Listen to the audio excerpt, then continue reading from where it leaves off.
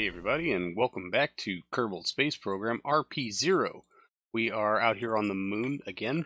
It is time to get our crew out of here. The Artemis, Rescue Artemis, I should say, is somewhere above us. Where is it? There he is. And is orbiting that way. We are almost underneath. I mean, no, not really, I guess. It was a lot further away than I thought I was. Oops. Well, okay, good. This means we can transmit in some science, which is a perfect time to do this as we are in sunlight. There we go. I was going to say, oh god, why can I not click on this thing? Transmit science. We got 499 out of 500, so we're going to get at least this one last solid transmission out of it, which is good. I mean, it's 500 science. We're not just leaving here on the moon. But we still have this issue here, and I don't know, you can kind of see it right under here. That port is no longer hooked up, so this stuff is no longer part of our base. And we are not getting power from those RTGs, which is making the nights a little unbearable, a little not powered. So we're going to get the crew out of here. It will inevitably run out of power during the next lunar night, so we should probably just go ahead and bring them home. We will consider the implications and the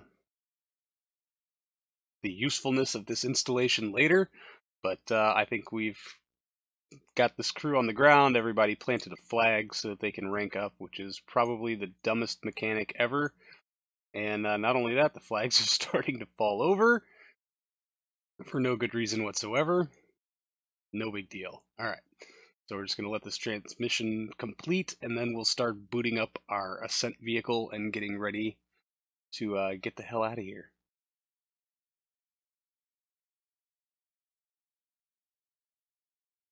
Alright, it looks like we've got a pretty good rendezvous, so we will EVA Alice Campbell. She's going to be our mission pilot again, and get her on out to the Ascent vehicle, lander, however you want to claim it, and start getting things booted up.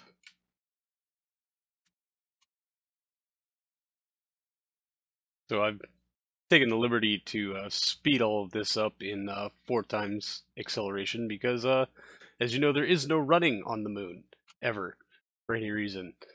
So, very carefully, she'll approach the ladder, board the lander, and then warm up its systems. Of course, it's been helping us generate power, but we've kept the life support tanks locked, as well as the fuel. We'll need that for RCS support. And then we'll jump out, I think this is Catherine. Yeah, Catherine and Sally are our 2 research scientists here on station. The next step is to disconnect the lander from the rest of the base. We had to do that to pump some fuel into there after our little landing mishap. Good thing that you don't have to be an engineer to hook or to install or uninstall plumbing. It just anyone can do that, which is good. You don't even need a tool to do it, which seems a little odd considering you need a tool to do absolutely everything else. All right, and then our last scientist.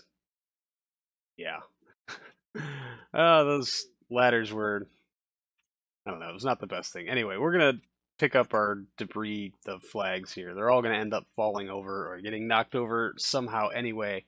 So we might as well just I don't know, clean it up, less things to render next time we have to bring something down here. And of course, with the supply module still being attached over there behind us, it's quite a hit coming into render range of this thing.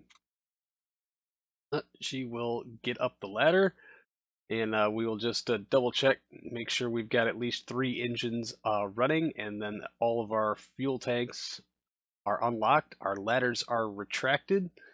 Yeah, everything's looking good, so I will turn you back over to old me and get this little thing off the ground. Okay, we got about 12 days of life support here. That should be well more than enough that we need.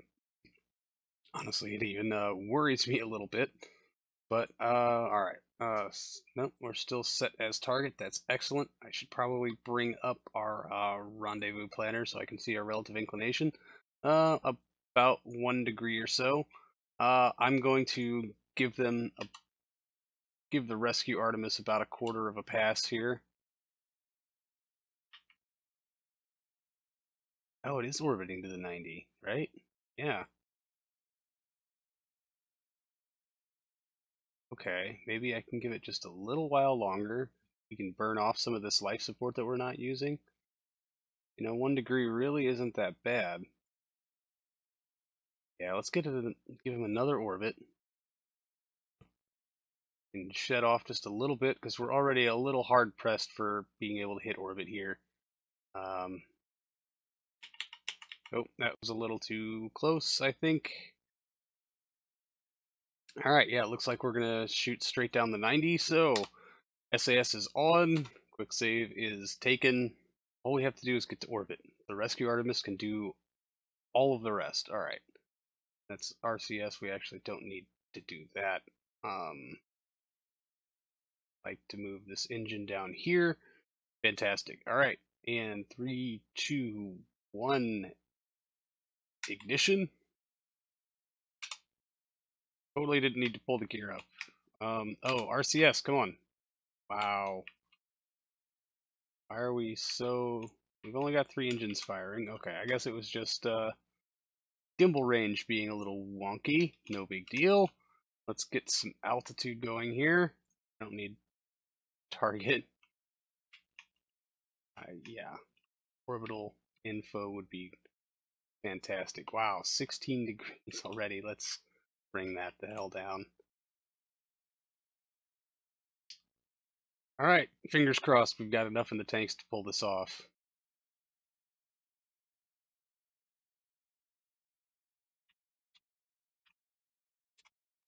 Come on. Alright, we're going. On just the Ascent stage now.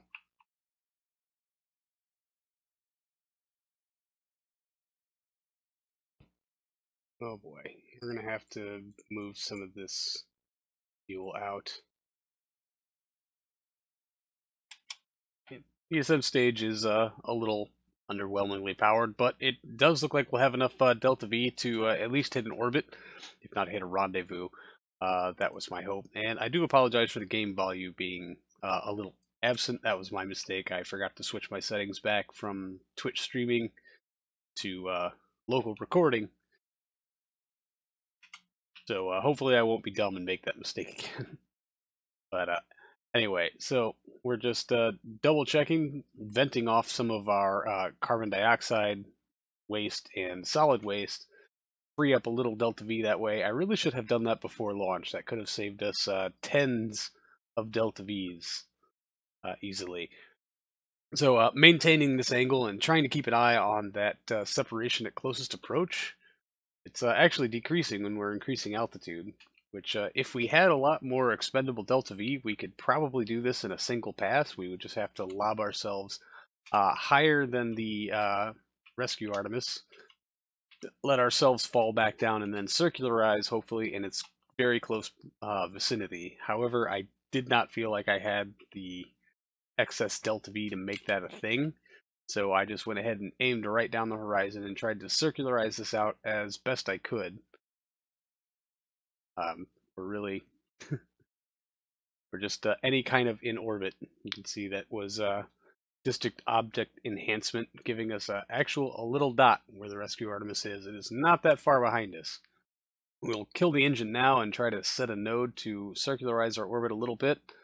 And just a little poking around, it looks like if we're willing to spend it, we could get a first pass rendezvous in less than an orbit. But it's not a great one. And I don't think it's worth spending as much Delta V as it's going to cost. So basically, we're going to circularize into a slightly higher orbit than the Rescue Artemis itself, and just give it a couple of orbits to let it catch up with us. It really doesn't take much. I think it's like 2 or 3 orbits, and then we make a small inclination correction to zero out that, and then bingo. We've got a pretty good closest approach. We're just going to make a node here to kind of fine tune it. Of course, RSS can never quite decide when we're going to have a close approach or going to miss by several 100 kilometers. It's extra frustrating, but the burn itself was not that big, and we actually have just gobs of delta V left in this thing. And now all that's left is to zero out our relative velocity at closest approach. We left the MechJeb to create that node, and there it is. We are zeroed out. So now we can start to make our approach for docking. There you can see the Res-Artemis just a little bit off our hull, and I will turn you over to old me for some up-to-date coverage. In just another 2 minutes or so to kill here in physics time warp while we approach the target, shamelessly burning RCS fuel for no apparent reason. Not a big deal. Oh, it even looks like we're going to come in loosely on the correct side of this. I hope. Let's see how much of an adjustment happens when I pop us out of time warp. I'm going to give it a couple more meters, though. Whoa, yeah. Fantastic.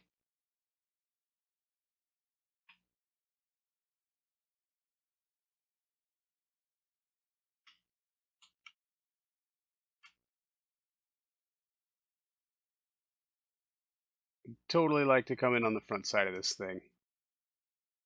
There you go.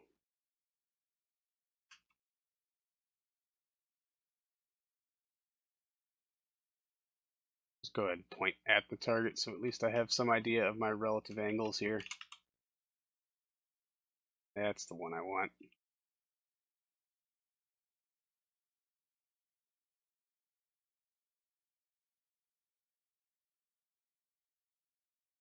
Alright, and we are go for docking approach.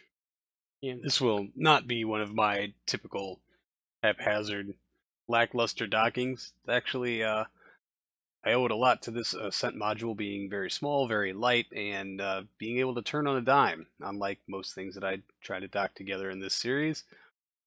Taking it one axis at a time, correcting along a different axis, stop, and then we'll rotate, which of course throws everything off. But the approach really isn't that difficult, and it looks like I'll be able to nail this in a single pass, provided everything goes well anyway. Just nice and slow. We'll come back into real-time footage here, and back over to old me.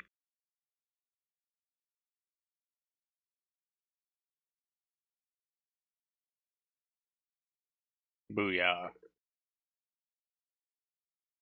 Clean, simple, elegant. I'll take it. Alright, and we even had like 500 meters per second left in the Ascent module. We did a whole lot better than I actually thought we ever could, which is fantastic in all the ways. Alright, I think that's all the fuel we can transfer over. We really shouldn't need to move over life support. Okay, is life support stuff in here? Yeah, that should be our life support tank. No, that's the pod. Heat shield. I thought there was a tank in here. Okay. Yes, it is. And it is unlocked. Perfect. Alright, let's get the crew bounced over and get them settled in.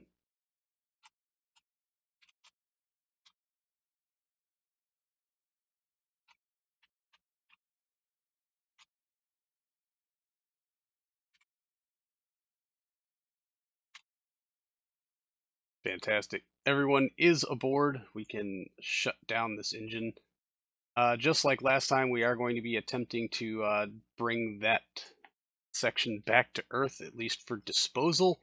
So we're just going to go ahead and start plotting out everything. We're traveling this way around the planet, so I think our Earth insertion burn probably need to... Oh, dang it. I did not mean to set as target. I meant to make it maneuver node. That was dumb. Alright, let me get this sorted out and we'll get things underway.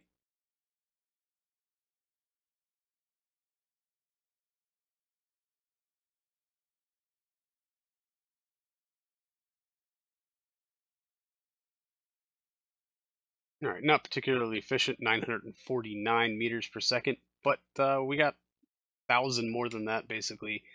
in our tank, even hauling this thing around. So I think we will be okay to go ahead and go for this burn. It is in 23 minutes.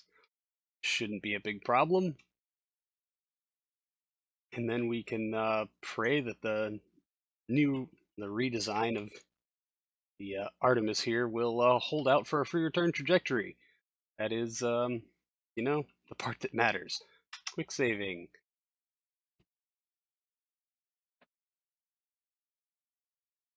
Alright, we're within 2 minutes. That was probably cutting it a little close. Oh man, that is one hell of an angle.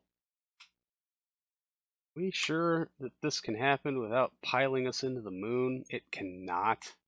Oh boy. Alright, well then let's adjust the hook. Bring that out to a minimum safe altitude. What does that buy us? Nothing. Nothing at all. Alright, replotting. Let's go ahead and just try to be efficient or something. Fine.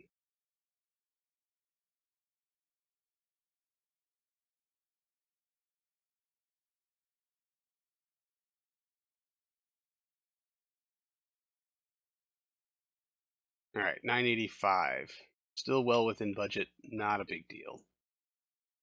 Just need to readjust and wait. That burn will be in 23 minutes from now. Glad I looked. Alright, here we go. 2 minutes out. Ullage, ullage, ullage. Green across the board. Ignition. There's a good light. All 6 AJ-10s have fired up. Giving us almost 5 Gs of acceleration. Well, thrust to weight ratio. The crew is experiencing a little less than a single G currently. Not bad. Realistically, for as quickly as this thing can displace some Delta V, I really nothing to complain about. It does make very quick work of this burn, a lot faster than we could have done on the Apollo propulsion system, but it is a lot heavier also. And out to the map view, just so we can make sure that we don't completely overdo it. Guess what? Ooh, bit much. Bit much. We're going to try to back this up on the RCS. We would like to not pile into the ground. Probably get rid of that, see what I'm looking at, really.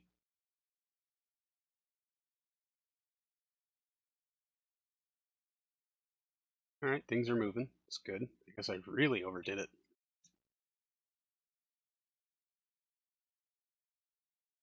There is a periapsis. Can't really read that. Looks like 27. 44. Let's bring that up about 55, 56. RCS disarm. Still 910 meters per second left in the tank, even while hauling this heavy thing around.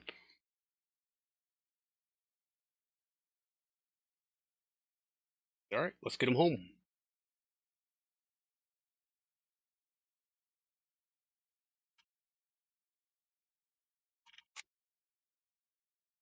Oops. I done messed up. We time warped it too much. Jump to ship. We have to check this out, though. It was 11 hours ago. Good grief. Thanks, MacJeb. Thanks, Kerbal Alarm Clock. Alright, and that was the correction to put us on course for our intercept. Let's kill that, see what we've got, which is, not much, really. Let's see what happens if we make a node behind us to try to correct for some of this. Okay. Bingo. Okay, so in 16 days, we'll be making a 22.6 meter per second correction. Set the alarm. An alarm. Saving. And back to business. Alright, let's just make sure we're still on course here. Nothing got all wonkied. Yep, alright. Bring them home.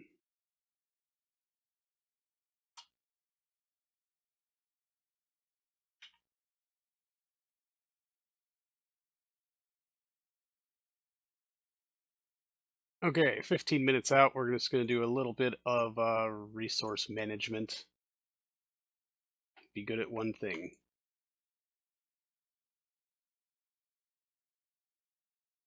Enough, alright, and we'll go ahead and jettison this. Nope, I guess we gotta do it from here. Undock.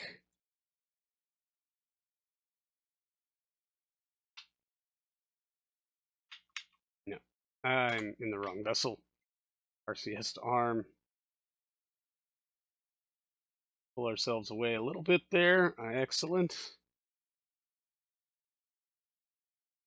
And we're going to get ourselves pointed to a retrograde vector and get ready for our service module decouple. Should probably arm our parachutes. Excellent. Also going to unlock our N2H and MMO. That should open up the rest of our thrusters. Unlock this Aerozine tank. Fantastic. Alright, now we got to keep a close eye here on our periapsis. We're going to try to just slow ourselves down a little bit more.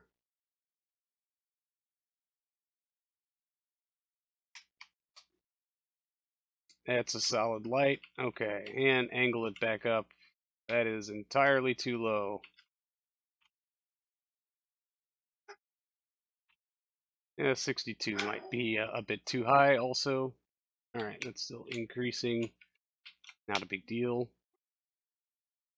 That'll also get us well clear of that thing, so it won't explode and try to kill us as we come back.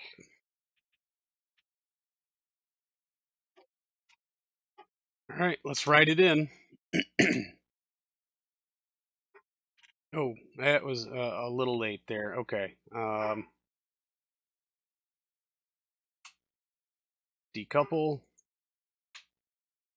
No, why did you not decouple?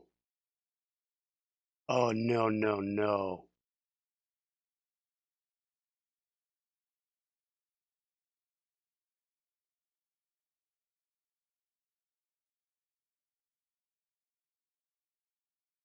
Oh, come on.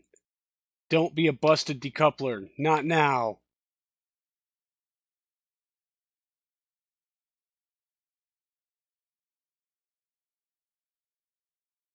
Citizen Shroud? Oh, no. This is gonna be... Oh, no, no.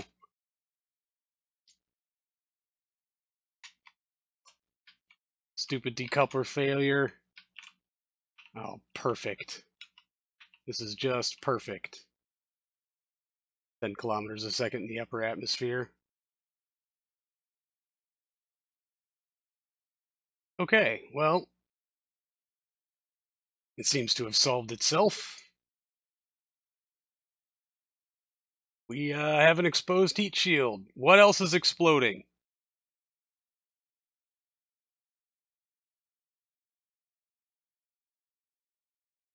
Oh boy, we're gonna come down rough. Let's get ready for descent mode. When that G load starts to really peak, although I would like us to be a lot slower and a lot higher when this happens.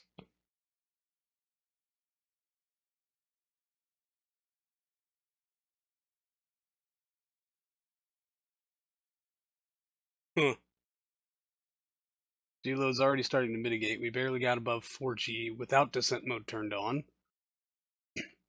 I mean, we're obviously captured, but we are not yet deorbited.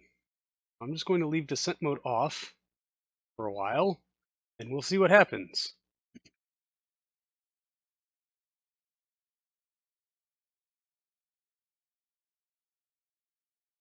There's our deorbit. So it looks like we will be coming home single pass. That is fantastic. Won't get any higher than 60 kilometer before they start to come back down again. Where are we gonna land? Maybe in Africa. I was really hoping for a splashdown this one. Just because we've got so much extra weight coming down with us. It would have been extra nice. Did tune these chutes, right? Yes. Thank goodness we're not going to lose a chute at 30 kilometers because I'm an idiot. We'll just pick up the time warp thing a little bit here during descent. It all went pretty well. We actually didn't hit super high G loads like I really thought we were going to. It could be that we came in good and deep and slowed down very effectively, or the fact that this particular capsule design, most of the weight is up in the pod and not in the section below it, which houses life support. It can house some KIS containers. And as soon as we're done with the decent part of deceleration and the AMMH runs out, this happens. Well, that's new and interesting.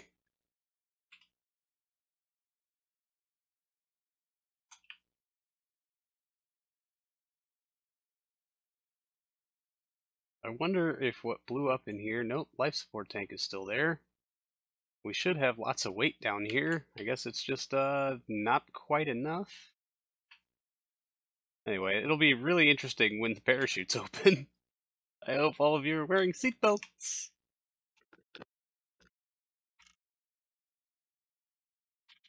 Alright, there's drogue chute and an immediate turnaround.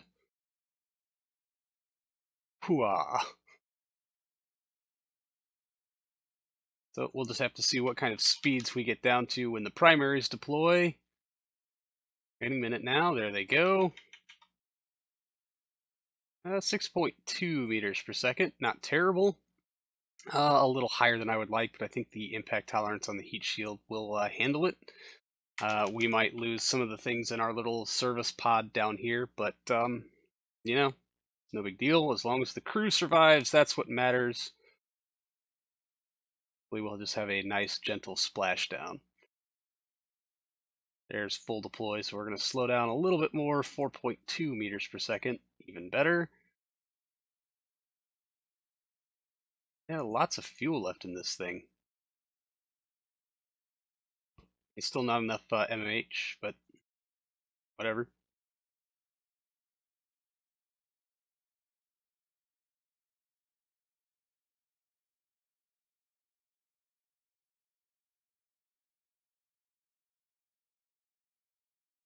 Splashdown.